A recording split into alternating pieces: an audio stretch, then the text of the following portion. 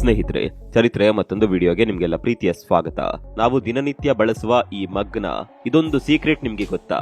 ಭಾರತದ Kubera Ambani second hand ಕಾರುಗಳನ್ನ ಯಾಕೆ ಖರೀದಿ ಮಾಡ್ತಾರೆ? ಈ ರೀತಿಯ ಕೆಲವೊಂದು ಇಂಟ್ರೆಸ್ಟಿಂಗ್ ಸಂಗತಿಗಳನ್ನ ನಾವಿವತ್ತು ನಿಮ್ಗೆ ತೋರಿಸ್ತೀವಿ.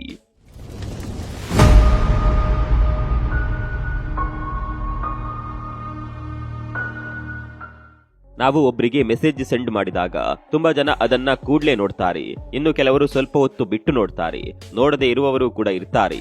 ಆದರೆ ಒಂದು ಅಧ್ಯಯನದ ಪ್ರಕಾರ 95% ಜನ ಕೇವಲ 3 ನಿಮಿಷದೊಳಗೆ ಮೆಸೇಜ್ ಅನ್ನ ನೋಡ್ತಾರಂತೆ.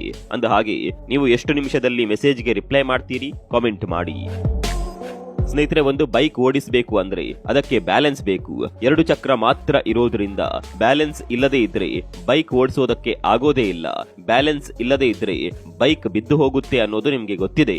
ಆದ್ರೆ ಇದೊಂದು ಬೈಕ್ ಅನ್ನ ನೋಡಿ, ಇದು ಬ್ಯಾಲೆನ್ಸಿಂಗ್ ಸ್ಕೂಟರ್. ಇದರಲ್ಲಿ ನೀವು ಕುಳಿತುಕೊಂಡ್ರೆ ಸಾಕು, ಯಾವುದೇ ಬ್ಯಾಲೆನ್ಸ್ ಮಾಡಬೇಕಾದ ಅಗತ್ಯವಿಲ್ಲ. ಕೇವಲ ಕುಳಿತುಕೊಂಡ್ರೆ ಸಾಕು, ಅದು ಯಾವುದೇ ಕಾರಣಕ್ಕೂ ಬೀಳೋದಿಲ್ಲ. ಈಗೀಗ ವಾಟರ್ ಬಾಟಲ್ ಬಳಕೆ ಮಾಡುವವರ ಸಂಖ್ಯೆ ಹೆಚ್ಚಾಗ್ತಾ ಇದೆ. ನೀರು ಖಾಲಿಯಾದ ನಂತರ ಆ ಬಾಟಲಿಯನ್ನ ನಾವೆಲ್ಲ ಎಲ್ಲಿ ಬೇಕೋ ಅಲ್ಲಿ ಬಿಸಾಕಿ ಬಿಡ್ತೀವಿ. ಇದರಲ್ಲಿ ಎಷ್ಟೋ ಕಸ ಆಗುತ್ತೆ ಅನ್ನೋದು ನಿಮ್ಗೂ ಕೂಡ ಗೊತ್ತಿರಬಹುದು. ಈ ಸಮಸ್ಯೆಗೆ ಹುಡುಗಿಯೊಬ್ಬಳು ಪರಿಹಾರ ಹುಡುಕಿದ್ದಾಳೆ. ಏನಪ್ಪ ಪರಿಹಾರ ಅಂತ ಕೇಳಿದ್ರೆ, ತಿನ್ನುವ ವಾಟರ್ ಬಾಟಲ್. ಹೌದು, ನೀರು ಖಾಲಿಯಾದ ನಂತರ ಬಾಟಲ್ ಅನ್ನ ಕೂಡ ತಿಂದು ಬಿಡಬಹುದು. ಆ ರೀತಿಯ ಬಾಟಲ್ ಅದು. ಇದರಿಂದ ಯಾವುದೇ ಕಸ ಆಗೋದಿಲ್ಲ. ಎಂತಹ ಐಡಿಯಾ ಅಲ್ವಾ? ಸ್ನೇಹಿತರೆ, ಪ್ರತಿ ಮನೆಯಲ್ಲೂ ಕೂಡ ಈ ರೀತಿಯ ಮಗ್ ಇದ್ದೇ ಇರುತ್ತೆ. ನೀವು ಕೂಡ ಈ ಮಗ್ಗನ್ನ ಉಪಯೋಗ ಮಾಡಿರಬಹುದು. ಆದ್ರೆ ಈ ಮಗ್ಗನ್ನ ಸರಿಯಾಗಿ ಬಳಕೆ ಮಾಡೋದಕ್ಕೆ ತುಂಬಾ ಜನಕ್ಕೆ ಗೊತ್ತಿಲ್ಲ. ಮಗ್ನಿಂದ ಬೇರೆ ಪಾತ್ರೆಗೆ ನೀರನ್ನ ಅಥವಾ ಲಿಕ್ವಿಡ್ ಅನ್ನ ಟ್ರಾನ್ಸ್ಫರ್ ಮಾಡಬೇಕು ಅಂದಾಗ ನಾವೆಲ್ಲ ಈ ರೀತಿ ಮಾಡ್ತೀವಿ. ಆದ್ರೆ ನಿಜವಾಗಿಯೂ ಇದರ ಉಪಯೋಗ ಈ ರೀತಿ ಅಲ್ವೇ ಅಲ್ಲ. ಬದಲಾಗಿ ಹಿಡಿಕಿಯಲ್ಲಿ ಈ ರೀತಿಯ ಒಂದು ಆಪ್ಷನ್ ಇದೆ ನೋಡಿ. ಹೀಗೆ ಮಗ್ಗನ್ನ ಉಪಯೋಗ ಮಾಡಬೇಕು. ನಿಮ್ಗೂ ಕೂಡ ಈ ವಿಚಾರ ಮೊದಲ ಬಾರಿಗೆ ಗೊತ್ತಾಗಿದ್ದು ಅನ್ಸುತ್ತೆ. ಹಿಂದಿನ ಕಾಲದಲ್ಲಿ ಡಾಕ್ಟರ್ಗಳು ಮಕ್ಕಳಿಗೆ ಏನೇ ಮಾಡಿದ್ರು ನೋವಾಗೋದಿಲ್ಲ ಅಂತ ತಪ್ಪು ಕಲ್ಪನೆಯನ್ನ ಇಟ್ಕೊಂಡಿದ್ರಂತೆ. ಇದೇ ಕಾರಣಕ್ಕೆ ಪುಟ್ಟ ಮಕ್ಕಳಿಗೆ ಆಪರೇಷನ್ ಮಾಡುವ ಸಂದರ್ಭದಲ್ಲಿ ಯಾವುದೇ ಅನಸ್ತೇಶಿಯಾ ಕೊಡದೆ ಆಪರೇಷನ್ ಮಾಡ್ತಾ ಇದ್ರಂತೆ. ಈ ನೋವಿನಿಂದ ತುಂಬಾ ಮಕ್ಕಳು ಸಾವನ್ನಪ್ಪುತ್ತಿದ್ದವು.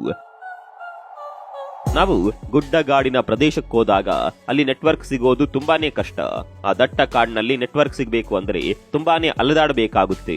ತುಂಬಾ ಪರ್ವತ ಪ್ರದೇಶಗಳಲ್ಲಿ ನೆಟ್ವರ್ಕ್ ಸಿಗೋದೇ ಇಲ್ಲ. ಹೀಗಿರುವಾಗ ಪ್ರಪಂಚದ ಅತಿ ಎತ್ತರದ ಶಿಖರ ಮೌಂಟ್ ಎವರೆಸ್ಟ್ ನಲ್ಲಿ ನೆಟ್ವರ್ಕ್ ಸಿಗುತ್ತಾ ಅಂತ ನಿಮ್ಮ ಹತ್ರ ಕೇಳಿದ್ರೆ ಖಂಡಿತವಾಗಿಯೂ ಅಲ್ಲಿ ನೆಟ್ವರ್ಕ್ ಸಿಗೋದಿಲ್ಲ ಅಂತ ನೀವು ಹೇಳಬಹುದು.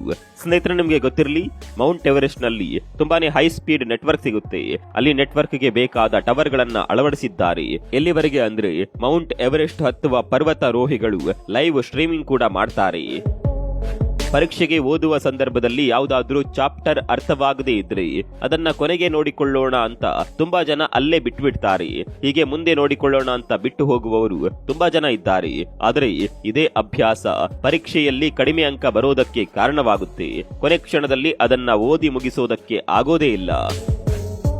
ಮೈಕ್ ಟೈಸನ್ ಬಗ್ಗೆ ಯಾರಿಗೆ ಗೊತ್ತಿಲ್ಲ ಹೇಳಿ? ಮೈಕ್ ಟೈಸನ್ ಅನ್ನುವ ಹೆಸರು ಈಗಲೂ ಕೂಡ ತುಂಬಾ ಜನಕ್ಕೆ ಗೊತ್ತಿದೆ.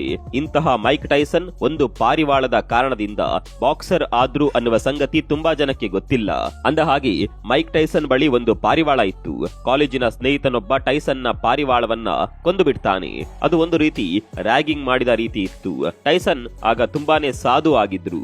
ಏನ್ ಮಾಡಿದ್ರು ನಡೆಯುತ್ತೆ ಅಂತ ಸ್ನೇಹಿತ ಪಾರಿವಾಳವನ್ನ ಕೊಂದು ಬಿಟ್ಟಿದ್ದ. ಅವತ್ತೇ ಟೈಸನ್ ಮುಂದೆ ಹೀಗೆ ಬದುಕಬಾರದು ಅಂತ ಡಿಸೈಡ್ ಮಾಡ್ತಾರೆ. ಅವತ್ತಿನಿಂದ ಬಾಕ್ಸಿಂಗ್ ಪ್ರಾಕ್ಟೀಸ್ ಮಾಡ್ತಾರೆ. ಮುಂದೆ ನಡೆದಿದ್ದು ಇತಿಹಾಸ. ಹ್ಯಾರಿ ಪಾಟರ್ ಅನ್ನುವ ಸಿನಿಮಾದ ಬಗ್ಗೆ ಯಾರಿಗೆ ಗೊತ್ತಿಲ್ಲ ಹೇಳಿ? ಜಗತ್ತಿನ ಚಿತ್ರರಂಗದ ಎಲ್ಲಾ ದಾಖಲೆಗಳನ್ನ ಉಡಿಸ್ ಮಾಡಿದ ಚಿತ್ರ ಅದು. ಇಂಟ್ರೆಸ್ಟಿಂಗ್ ಸಂಗತಿ ಏನ್ ಗೊತ್ತಾ? ಈ ಚಿತ್ರದ ನಾಯಕನ ಪಾತ್ರಕ್ಕಾಗಿ ಸುಮಾರು 70,000ಕ್ಕೂ ಹೆಚ್ಚು ಆಕ್ಟರ್ ಗಳನ್ನ ಆಡಿಷನ್ ಮಾಡಿದ್ರು. ಹ್ಯಾರಿ ಪಾಟರ್ ರೋಲ್ಗಾಗಿ ಇಷ್ಟು ಜನರ ಆಡಿಷನ್ ಮಾಡಲಾಗಿತ್ತು. ಕೊನೆಗೆ ಡ್ಯಾನಿಯಲ್ ಆ ರೋಲ್ಗೆ ಆಯ್ಕೆ ಆಗ್ತಾರೆ.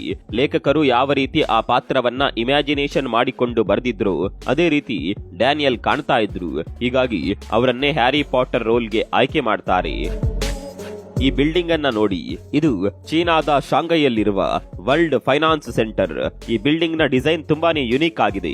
ಒಂದು ಆಂಗಲ್ ನಲ್ಲಿ ನೋಡಿದ್ರೆ ಇದೊಂದು ಬಾಟಲ್ ಓಪನರ್ ತರ ಕಾಣುತ್ತೆ. ಅದೇ ಡಿಸೈನ್ ನಲ್ಲಿ ಮಾಡಿದ್ದಾರೋ ಅನ್ನೋದು ಮಾತ್ರ ಗೊತ್ತಿಲ್ಲ. ಸಿಂಹ ಗರ್ಜನೆ ಹೇಗಿರುತ್ತೆ ಅನ್ನೋದು ನಿಮ್ಗೂ ಕೂಡ ಗೊತ್ತಿರಬಹುದು. ಸಿಂಹ ಗರ್ಜಿಸಿದ್ರೆ ಅದು ಇಡೀ ಕಾಡಿಗೆ ಕೇಳಿಸುವ ತರ ಇರುತ್ತೆ. ಆದ್ರೆ ಸಿಂಹದ ಮರಿಗಳಿಗೆ 2 ವರ್ಷ ತುಂಬಿದ್ರು ಅವುಗಳಿಗೆ ಗರ್ಜಿಸೋದಕ್ಕೆ ಬರೋದಿಲ್ಲ. ಅವುಗಳಿಗೆ 2 ವರ್ಷ ಆಗೋವರೆಗೂ ಬೆಕ್ಕಿನಂತೆ ಕೂಗ್ತಾ ಇರ್ತಾವೆ. 2 ವರ್ಷ ಆದ ನಂತರ ಮಾತ್ರ ಸಿಂಹಗಳು ಗರ್ಜನೆ ಮಾಡೋದಕ್ಕೆ ಶುರು ಮಾಡೋದು. ನೀವೀಗ ನೋಡ್ತಾ ಇರುವ ಈ ಡಿವೈಸ್ ಇದೆಯಲ್ಲ, ಇದು ತುಂಬಾನೇ ಸ್ಪೆಷಲ್ ಆಗಿರುವ ಡಿವೈಸ್. ಇದರಲ್ಲಿ ನೀವು ಮಲಗಿಕೊಂಡ್ರೆ ಇಡೀ ಕಾಡಿನ ಧ್ವನಿ ಕೇಳಿಸುತ್ತೆ. ಕಾಡಿನ ಪ್ರಾಣಿಗಳು ಕೂಗೋದು, ಹಕ್ಕಿಗಳ ಕಲರವ ಎಲ್ಲವೂ ನೀಟಾಗಿ ಕೇಳಿಸುತ್ತೆ. ಚೀನಾದಲ್ಲಿ ಲಿಪ್ಸ್ಟಿಕ್ಸ್, ಮೇಕಪ್ ಕಿಟ್ ಹೀಗೆ ಯಾವುದೇ ಕಾಸ್ಮೆಟಿಕ್ ಇರಲಿ ಅದನ್ನ ಮೊದಲಿಗೆ ಪ್ರಾಣಿಗಳಿಗೆ ಬಳಕೆ ಮಾಡಿ ಟೆಸ್ಟ್ ಮಾಡ್ತಾರೆ. ಒಂದು ವೇಳೆ ಪ್ರಾಣಿಗಳಿಗೆ ಇದರಿಂದ ಸೈಡ್ ಇಫೆಕ್ಟ್ ಆದರೆ ಅದನ್ನ ಮಾರ್ಕೆಟ್ ನಲ್ಲಿ ಬಿಡುಗಡೆ ಮಾಡೋದಕ್ಕೆ ಅವಕಾಶ ಸಿಗೋದಿಲ್ಲ. ಸೊಳ್ಳೆಗಳು ಎಷ್ಟೆಲ್ಲ ಕಾಟ ಕೊಡ್ತಾವೆ ಅನ್ನೋದು ನಿಮ್ಗೂ ಕೂಡ ಗೊತ್ತಿರಬಹುದು. ಅಷ್ಟು ಪುಟ್ಟ ಜೀವಿಗಳಾದ್ರೂ ಅವುಗಳ ಕಾಟ ಮಾತ್ರ ಯಾರಿಗೂ ಬೇಡ. ಇಂಟ್ರೆಸ್ಟಿಂಗ್ ಸಂಗತಿ ಅಂದ್ರೆ ಈ ರೀತಿ ತೊಂದರೆ ಕೊಡುವ ಸೊಳ್ಳೆಗಳಿಗೆ ಕಣ್ಣು ಸರಿಯಾಗಿ ಕಾಣೋದಿಲ್ಲ. ಹೌದು, ಸೊಳ್ಳೆಗಳಿಗೆ ಸರಿಯಾಗಿ ಕಣ್ಣು ಕಾಣೋದೇ ಇಲ್ಲ. ಸರಿಯಾಗಿ ಕಾಣದೇ ಇದ್ರೂ ಅವುಗಳ ಕಾಟಕ್ಕೇನು ಕಡಿಮೆ ಇಲ್ಲ ಬಿಡಿ. ಸ್ನೇಹಿತರೆ, ನೀವೆಲ್ಲ ಡೈನೋಸರ್ನ ಬಗ್ಗೆ ಕೇಳಿರಬಹುದು. ಆದರೆ ಡೈನೋಸರ್ನ ಸ್ಕಿನ್ ಹೇಗಿರುತ್ತೆ ಅನ್ನೋದನ್ನ ನೋಡಿದ್ದೀರಾ? ಇದು ಡೈನೋಸರ್ನ ರಿಯಲ್ ಸ್ಕಿನ್. ಡೈನೋಸರ್ ಚರ್ಮದ ಪಳೆಯುಳಿಕೆ ಇದು. ಇದನ್ನ ಈಗಲೂ ಸಂರಕ್ಷಿಸಿ ಇಡಲಾಗಿದೆ. ಭಾರತದಿಂದ ಲಂಡನ್ಗೆ ಹೋಗಬೇಕು ಅಂದ್ರೆ ಯಾವ ರೀತಿ ಹೋಗಬಹುದು? ಫ್ಲೈಟ್ ಮೂಲಕ ಹೋಗಬಹುದು, ಹಡಗಿನ ಮೂಲಕ ಹೋಗಬಹುದು. ಆದರೆ ಒಂದು ಟೈಮ್ ನಲ್ಲಿ ಭಾರತದಿಂದ ಲಂಡನ್ಗೆ ಬಸ್ ಇತ್ತು ಅನ್ನೋದು ನಿಮ್ಗೆ ಗೊತ್ತಾ? ಹೌದು, ಭಾರತದಿಂದ ಲಂಡನ್ಗೆ ಬಸ್ ಇತ್ತು. ಇದು ಆಗಿನ ಸಮಯದ ಅತ್ಯಂತ ಲಾಂಗೆಸ್ಟ್ ಬಸ್ ರೂಟ್. ಕೋಲ್ಕತ್ತಾದಿಂದ ಡೈರೆಕ್ಟ್ ಆಗಿ ಲಂಡನ್ಗೆ ಹೋಗಬಹುದಿತ್ತು. ಎಷ್ಟು ಸಮಯ ತೆಗೆದುಕೊಳ್ಳಬಹುದು ಅನ್ನುವ ಕ್ಯೂರಿಯಾಸಿಟಿ ನಿಮ್ಗೂ ಕೂಡ ಇರಬಹುದು. 40 ರಿಂದ 50 ದಿನದಲ್ಲಿ ಈ ಬಸ್ ಲಂಡನ್ ತಲುಪ್ತಾ ಇತ್ತು. ಅಂದ ಹಾಗೆ ಬಸ್ ಟಿಕೆಟ್ ದರ ಎಷ್ಟು ಗೊತ್ತಾ? ಕೇವಲ 8,000 ರೂಪಾಯಿ. ಪೆನ್ಸಿಲ್ ನಲ್ಲಿ ಏನಾದ್ರೂ ಬರೆದ್ರೆ ಅಳಿಸಬೇಕು ಅಂದ್ರೆ ರಬ್ಬರ್ ಬೇಕೇ ಬೇಕು. ರಬ್ಬರ್ ಬಿಟ್ಟು ಕೂಡ ಪೆನ್ಸಿಲ್ ನಲ್ಲಿ ಬರೆದಿದ್ದನ್ನ ಅಳಿಸಬಹುದು. ಹೇಗೆ ಅಂತ ಕೇಳಿದ್ರೆ ಬ್ರೆಡ್ ನ ಮೂಲಕ. ಹೌದು, ಬ್ರೆಡ್ ನಿಂದ ಅಳಿಸಿದ್ರು ಪೆನ್ಸಿಲ್ ನಲ್ಲಿ ಬರೆದಿದ್ದು ಹೋಗುತ್ತೆ. ಇನ್ನು ಪೆನ್ಸಿಲ್ ನ ಹಿಂಭಾಗದಲ್ಲಿ ಈ ರೀತಿಯ ರಬ್ಬರ್ ಇರೋದನ್ನ ನೀವು ನೋಡಿರಬಹುದು. ಇದನ್ನ ಕೂಡ ಇರೇಸ್ ಮಾಡೋದಕ್ಕೆ ಬಳಕೆ ಮಾಡ್ತಾರೆ. ಈ ರಬ್ಬರ್ ಇರೇಸ್ ಮಾಡಿ ಖಾಲಿ ಆದಾಗ ರಬ್ಬರ್ ಅನ್ನ ಹಿಡಿದಿಟ್ಟುಕೊಂಡಿದ್ದ ಈ ಭಾಗ ನಮ್ಗೆ ವೇಸ್ಟ್ ಅಂತ ಅನ್ಸುತ್ತೆ. ಆದರೆ ಇದು ವೇಸ್ಟ್ ಅಲ್ಲ ಅಂತ ನಿಮ್ಗೆ ಗೊತ್ತಿರಬೇಕು. ಇದನ್ನ ತೆಗೆದ್ರೆ ಅದರ ಭಾಗದಲ್ಲಿ ಕೂಡ ಲೆಡ್ ಇರುತ್ತೆ. ಅಲ್ಲಿ ನೀವು ಶಾರ್ಪ್ನರ್ ಉಪಯೋಗ ಮಾಡಿ ಬಳಕೆ ಮಾಡಬಹುದು.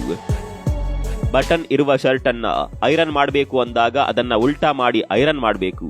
ಈ ರೀತಿ ಐರನ್ ಮಾಡಿದ್ರೆ ತುಂಬಾನೇ ಸುಲಭ ಆಗುತ್ತೆ. ನೀವು ಕೂಡ ಟ್ರೈ ಮಾಡಿ ನೋಡಿ. ಸ್ನೇಹಿತರೆ, ಅಂಬಾನಿ ಜಗತ್ತಿನ ಶ್ರೀಮಂತರಲ್ಲಿ ಒಬ್ರು ಅನ್ನೋದು ನಿಮ್ಗೆ ಗೊತ್ತಿದೆ. ಆದ್ರೂ ಅಂಬಾನಿ ಸೆಕೆಂಡ್ ಹ್ಯಾಂಡ್ ಕಾರುಗಳನ್ನ ಖರೀದಿ ಮಾಡ್ತಾರೆ ಅನ್ನೋದು ನಿಮ್ಗೆ ಗೊತ್ತಾ? ಹೌದು, ವಿದೇಶದಿಂದ ಖರೀದಿ ಮಾಡುವ ಕಾರುಗಳು ಬಹುತೇಕವಾಗಿ ಸೆಕೆಂಡ್ ಹ್ಯಾಂಡ್ ಆಗಿರ್ತಾವೆ. ವಿದೇಶದಿಂದ ಕಾರು ತೆಗೆದುಕೊಂಡು ಬರಬೇಕು ಅಂದ್ರೆ ಅದಕ್ಕೆ ತುಂಬಾನೇ ಪ್ರೊಸೀಜರ್ಗಳು ಇರ್ತಾವೆ. ಡೈರೆಕ್ಟ್ ಆಗಿ ತೆಗೆದುಕೊಂಡು ಬರೋದಕ್ಕಾಗೋದಿಲ್ಲ. ಮೊದಲು ಇಂಪೋರ್ಟರ್ಗಳು ಅದನ್ನ ತೆಗೆದುಕೊಳ್ತಾರೆ. ಅವರು ಮೊದಲ ಓನರ್ ಆಗಿರ್ತಾರೆ. ಹೀಗಾಗಿ ಅಂಬಾನಿ ಹತ್ರ ಬರುವಾಗ ಸೆಕೆಂಡ್ ಹ್ಯಾಂಡ್ ಕಾರ್ಗಳಾಗ್ತಾವೆ. ನೋಡಿದ್ರಲ್ಲ ಸ್ನೇಹಿತರೆ, ಇಷ್ಟು ಸಂಗತಿಗಳಲ್ಲಿ ನಿಮ್ಗೆ ತುಂಬಾನೇ ಇಂಟ್ರೆಸ್ಟಿಂಗ್ ಅಂತ ಅನ್ಸಿದ್ದು ಯಾವುದು ಅನ್ನೋದನ್ನ ಕಾಮೆಂಟ್ ಮಾಡಿ. ಮುಂದಿನ ವಿಡಿಯೋದಲ್ಲಿ ಸಿಗೋಣ. ಅಲ್ಲಿವರೆಗೂ ನಮಸ್ಕಾರ.